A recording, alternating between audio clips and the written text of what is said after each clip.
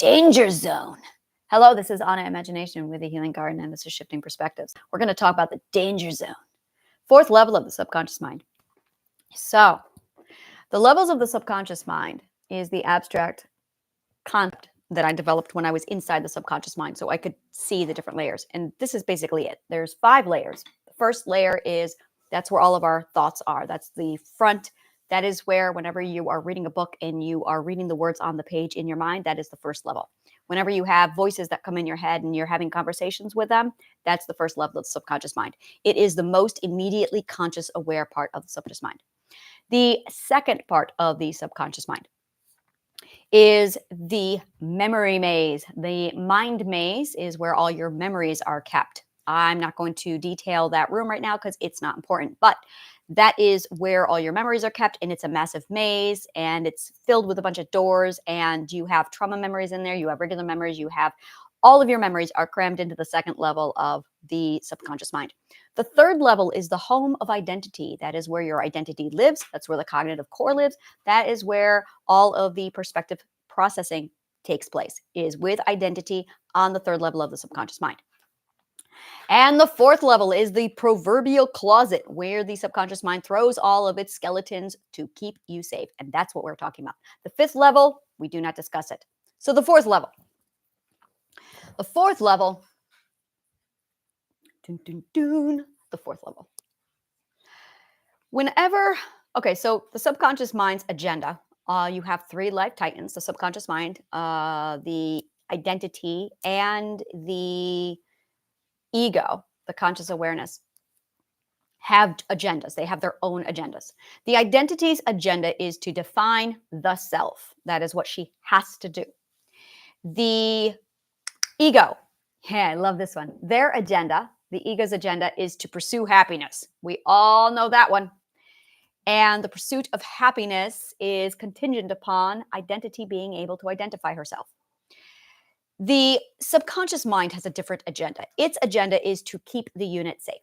And that's all it does. That's all it's programmed for. That's all it needs to do, is to keep the unit safe. So you have safety, you have definition, self-definition, and then you have happiness. And that's it. So the subconscious mind throughout life, especially early life, basically accumulates data and information, and it categorizes it: safe, not safe. And that's it. Just safe and not safe. Really simple is the subconscious mind. Highly logical. Very simple. Safe and not safe.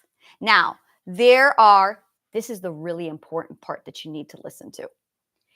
There are things that we are taught are not safe that actually are safe. And things that we learn that are not safe that are legitimately not safe. For instance, falling from great heights is not safe. We get this. However, talking is actually safe, and there's a whole lot of people going, no, it's not. No, it's not. And that's it right there. So there's things that the subconscious mind picked up. Some that are, I'm going to say, legitimate, and some that are abuse. Once you understand the difference, now you'll know which ones to sort. And then you have things that are safe that basically check out where they did not result in abuse. When you heal, the goal is to take the abuse, not safe, and transfer them over to the safe category. We do this with exposure therapy. We do this only when you have the tools in place for exposure therapy. Do not do exposure therapy before you have the tools in place. That is my disclaimer. A lot of people jump the gun, do exposure therapy before they're ready without any of the tools, and then there's problems. Don't do exposure therapy until you have the skills and the tools in place. Exposure therapy is advanced psychology. So you have legit fears and you have abusive fears. Once you understand which ones are which and which ones you're actually dealing with, now we can do something about them, basically. So before we get into that, we're going to go over the basic silent fears. These are the unspoken fears that everyone is terrified of, and our subconscious mind, not everyone, but most everyone, the subconscious mind uses its avoidant tactic. Basically, there are a million little tactics that the subconscious mind uses to keep you safe. Oh my God, it is crafty and it's extraordinary what the subconscious mind does. So, when the subconscious mind finds something that it's afraid of, finds something that it categorizes as not safe, some things are so dangerous that it gets forgotten. That's when the memory gets wiped from you. That's when you get amnesia. It's called trauma induced amnesia. I'm very familiar with that. It is when you develop subconscious tics where you do weird things with your body or little quirks with your body that you can't explain, whether it be constantly shaking, constantly tapping, things like that. That's your subconscious. That's actually your identity trying to send you a message. I'm trapped in here. Yeah, listen to those. So basically, it's the subconscious mind versus the identity. Fear does this. Fear absolutely corrupts the whole system, where the subconscious mind says, okay, we got to protect the unit.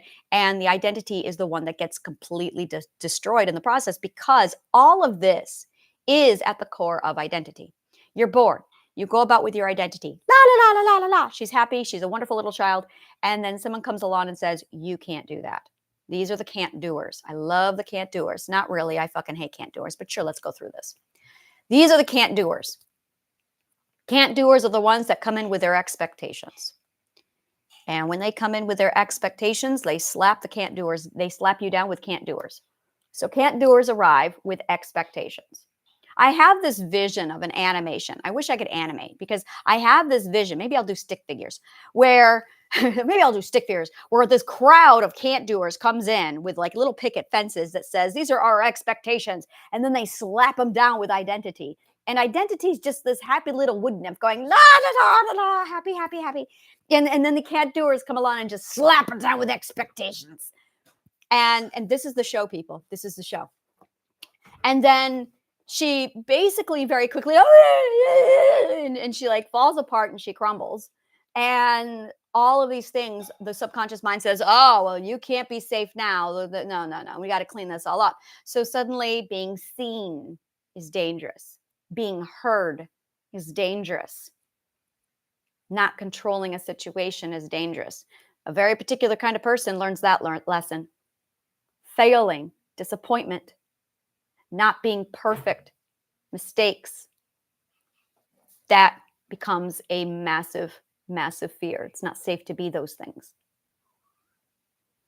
Growth, change, being different. That's all the same category. Growth, fear of change, fear of being different. Fear of being yourself. Fear of being honest. Isn't that interesting? It's safer to lie than to be honest. I want you to really process that. It is safer to lie than to be honest. When a person lies, it's because it's not safe to tell the truth. That's why we wear masks. Fear of being rejected and abandoned. Now, fear of rejection and fear of abandonment is actually, of all of these, a legitimate one. That one is an old fear. Fear of rejection and fear of abandonment actually goes back to belonging. That is a big deal. We need to belong. That is part of our survival. We have to have a community. We have to have a clan. We have to have kin. And the reason why is because that is a huge, like 1/3 part of our identity. If we do not have a solid, stable, healthy clan, kinsman, relative, if we do not have a community, then we struggle with understanding our past. And if we struggle understanding our past, we don't know who we are, where we're going, or where we are. We lose part of our identity, a huge part of our identity. We lose 1/3 of our identity when we lose our belonging. It is linked to our survival and our safety. Now, abuse can take that and really expand it out to be larger than it should be. That's healthy. So the goal with rejection and abandonment is shrinking it down so it's not. So we're going to be breaking down all of these. Now, when you get basically when you have one of these core fears, the subconscious mind deems them so dangerous you can't even know about them. The subconscious mind does this a lot. So it crams these into the fourth level of the subconscious mind. It puts them in the closet. This is when you get amnesia. This is when you have a memory that's completely wiped clean and you don't even remember or know that you have these fears. So your subconscious mind now has all of these programs that runs off of. It has all of these invasive perspectives. You have your behavioral defenses inside those invasive perspectives, and it's running and it's doing its thing, and it's trying to keep you. It's this massive machination, this massive ballet inside of your brain. There are topics that you cannot remember, but it remembers for you. It's like those moments in science fiction when the characters turn the memory gun on themselves and erase their own memories. That is what the subconscious mind has done with the fourth level of the subconscious mind. It has forgotten. It has forgotten. And when you get to that point, when you start doing shadow work, I hate shadow work. Oh my God, the most unnecessary crap in the world is shadow work. Do not confuse your shadow work with gossiping. A lot of people do. A lot of people do. A lot of people spend their entire therapy in shadow work gossiping without realizing that's actually what they're doing. Be very, very careful that you are utilizing your shadow work effectively. So, fourth level of the subconscious mind, you get in there and you've got your brain, you've got your subconscious mind, basically completely wiping your memory of the actual fear. And then it toggles a whole bunch of crap on top of it. Now, in order to manipulate your behavior, it needs you to behave a certain way. So it takes these core fears and it disguises them. It disguises them as beliefs. Because if it can take a core fear and put it into your belief system, you'll automatically behave however it needs you to behave. Now, here's a problem. Your beliefs are supposed to be composed of what you love and what you value. That's where your beliefs are. They are a combination of what you love and what you value equals your belief. They are without emotion. The fear system is filled with nothing but emotion. So, what ends up happening is you have fear-based core beliefs placed inside your system to manipulate how you behave.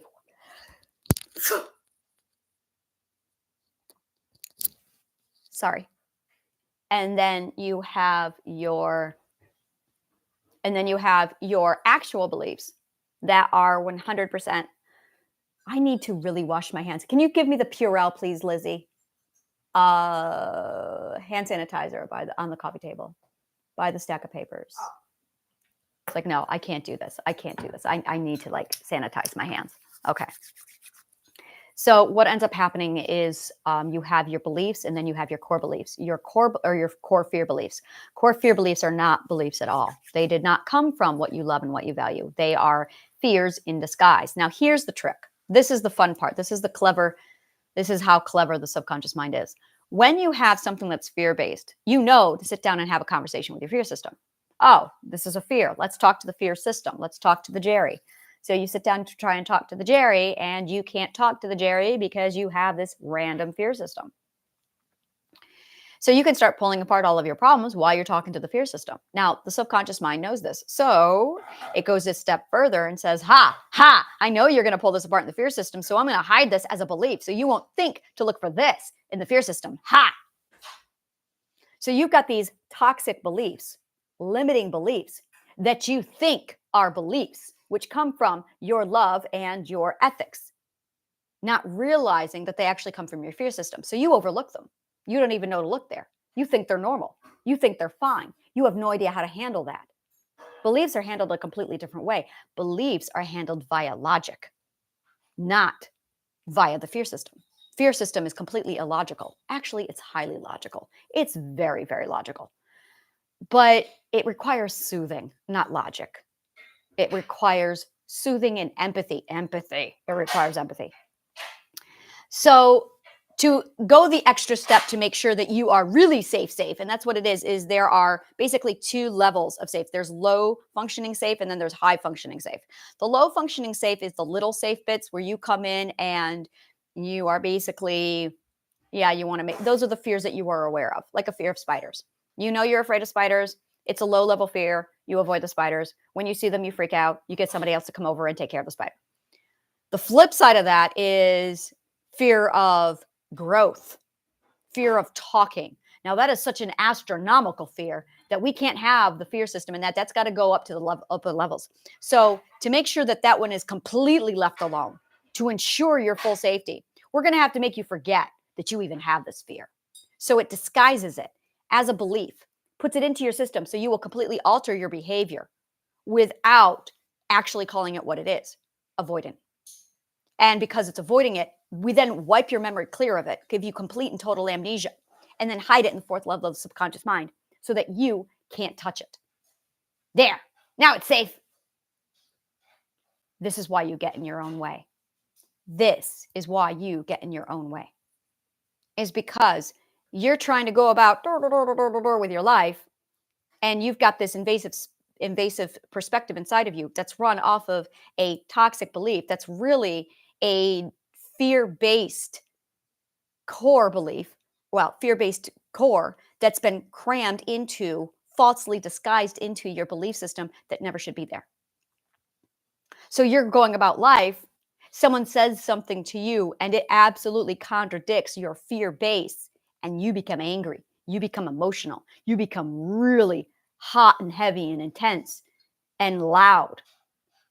And people are having a conversation going, why are you so emotional about this? We should be like, and the reason why is because you are talking about a hot topic. This is why when we are sitting here on Facebook and we're scrolling through everything or comments on YouTube and people get angry and they start screaming through the comments, that's why.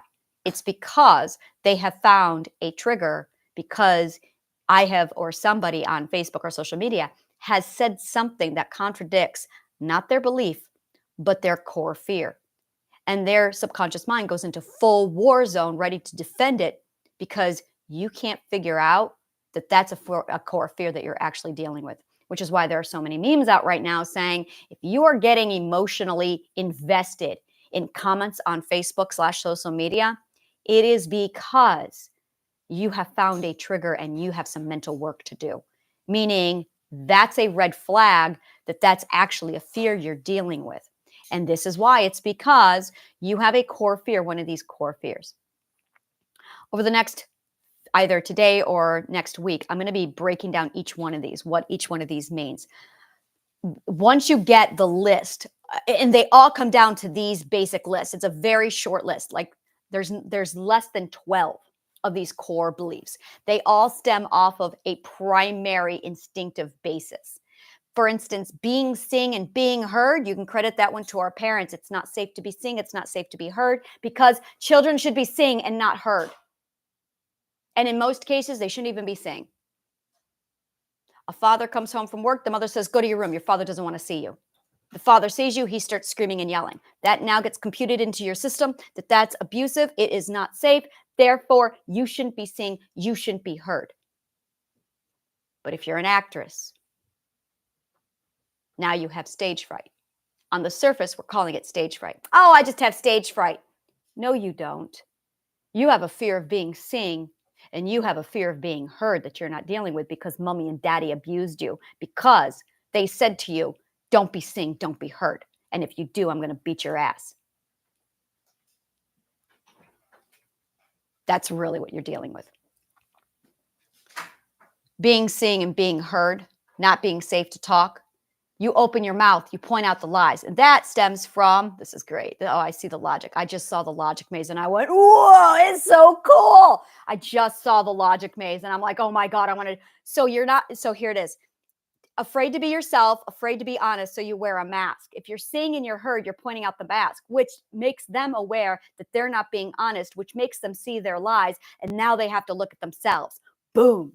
So the best way, oh, there it is. The best way to prevent you from seeing your own mask and hearing your own lies so you can avoid your own self is by telling children, don't talk and don't let me look at you, because children mirror their parents.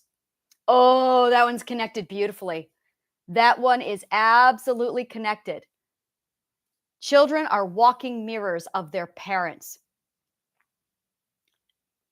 There it is. Children are walking mirrors of their parents. And if the parent is sitting there wearing a mask, they don't want to look at their child because their child will show them what they're trying to hide behind their mask, behind their lies, so they don't have to see themselves. Oh, wow, is that beautiful psychology? So, children shouldn't be seen, children shouldn't be heard. There it is. I have been trying to figure that one out for a long time. Why can't children be seen? Why can't children be heard? There it is. Because parents don't want to look at themselves. That is deep fucking psychology. Control is abuse based. That one I know. That one I know exactly what that is. That one is that's your authority, that's your power, and that's your control.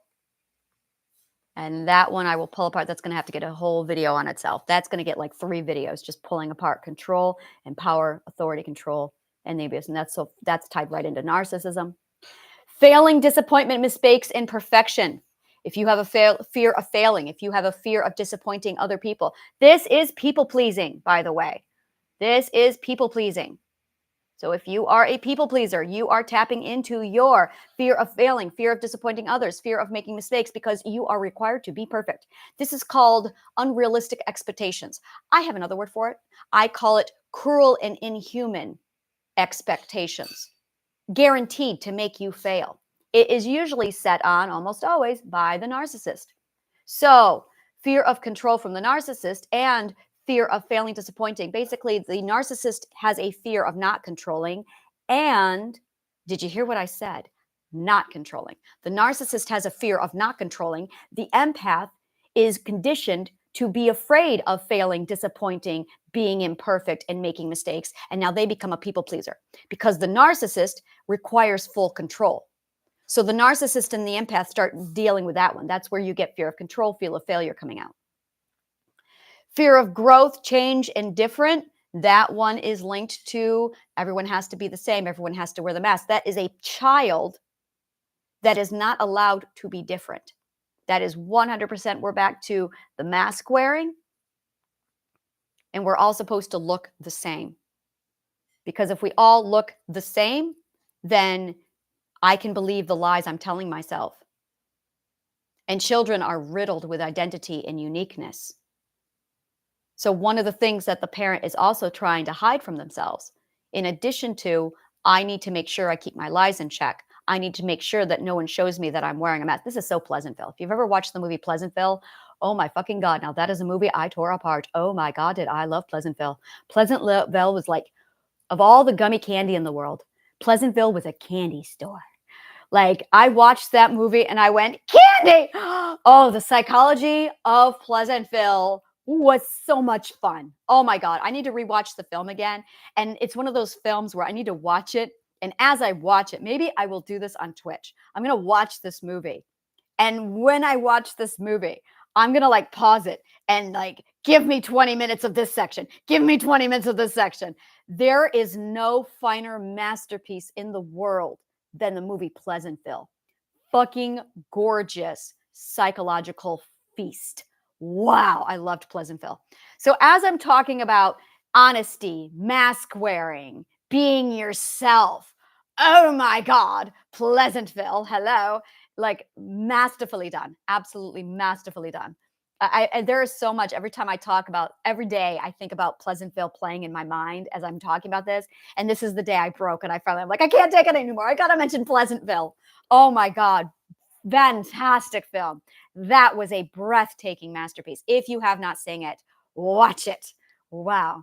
So growth, change, being different is associated with a fear of being yourself, fear of being honest, fear of wearing masks.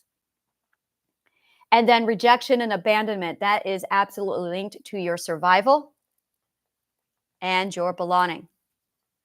People pleasing is linked to your survival. And the reason why is because you don't eat, you don't sleep, you don't have a place to be safe. Your safety is directly compromised. And that's really it. That's really what it comes down to is your home, your shelter,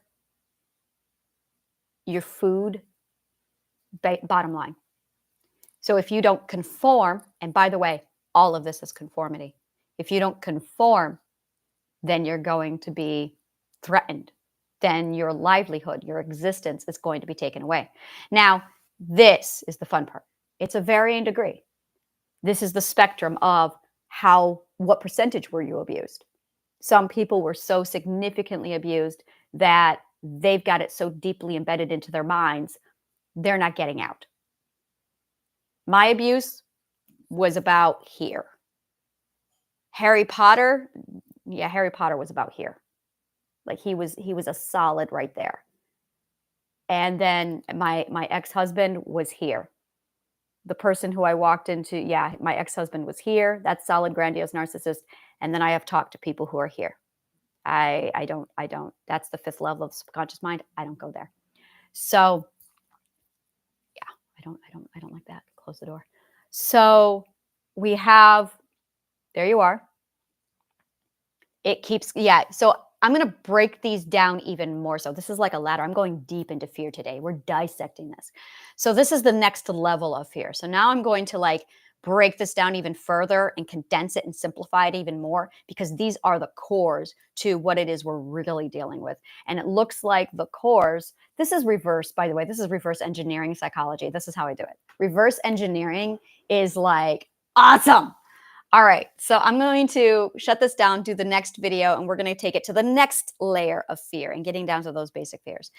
Love, like, subscribe, follow, comment below. Let me know what part of the show resonated with you, and then take a look at the contents, all the comments that I have below that describe this video. The reason why is because it really lays everything out for you in a finely simplified manner. And Authenticity City, take a look at my city directory. Thank you so much. And may the kindest of words always find you.